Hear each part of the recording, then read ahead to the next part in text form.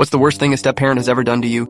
I was 15 when my mom married Dan. She met him at church, said he brought her back to life after the divorce. He was the kind of guy who always smiled too much, like he was performing being nice instead of just being it. At first, it was a little stuff. He started fixing the house, but somehow that always meant tearing out stuff I used. Like, he ripped out the lock on the bathroom door and said, "You don't need privacy? We're family." Then he made a big deal about how much food I ate. "You sure you need seconds?" He'd laugh like it was a joke, but he'd stare at me the whole time. I started skipping dinner just to avoid it. My mom just nodded along. She was quieter with him, nicer, but not in a good way. The kind of nice you are when you're trying not to make someone mad. Dan had a daughter, Maddie, a year younger than me. She'd visit on weekends. She got everything. He bought her a new phone. She left it on the counter. I picked it up to move it out of the way, and she screamed like I'd punched her. He stormed in, shoved me against the fridge, and said if I ever touched her stuff again, I'd be out on the street. I looked at my mom, waiting for her to say something, anything. She just said, "Let's not escalate things." He started going through my room when I wasn't home. Said it was random checks. He'd hold up my laundry, comment on my bras. "You're not a kid anymore. Gotta make sure you're not doing anything stupid." One time he found a note from my friend. It had a dumb inside joke about us running away together, and he showed it to my mom like it was proof I was some runaway slut. She grounded me for 2 weeks, but the worst part was the cameras. It started with one in the living room, then the hallway, then my bedroom. "Just for safety," he said. "We're all being monitored. It's fair." I unplugged it. He bolted it to the ceiling. I covered it with tape. He ripped my whole ceiling tile out and installed one I couldn't reach. I started sleeping at my friend Lila's house. Her mom would look at me like she knew but didn't want to get involved. I'd make up excuses. We're studying, movie night, sleepover, but I was just trying to breathe. Dan told my mom I was becoming distant, and maybe I was hiding something darker. He said maybe I needed a therapeutic camp, one of those places where they take your phone and isolate you for healing. I thought she'd never agree. Then one night she sat me down with this fake calm voice and said, "Honey, you're going away for a few weeks. It's not a punishment. You just need time to reset." I looked at her. I swear she didn't blink once. So that night I took every dollar from my sock drawer, packed a hoodie and a water bottle, and climbed out the back window. It was almost funny. Dan had cameras everywhere, but none pointed at the yard. I guess he thought I'd never actually leave. I ran 6 blocks barefoot before I stopped. Just stood there under this busted streetlight, heart going crazy, realizing no one was coming after me.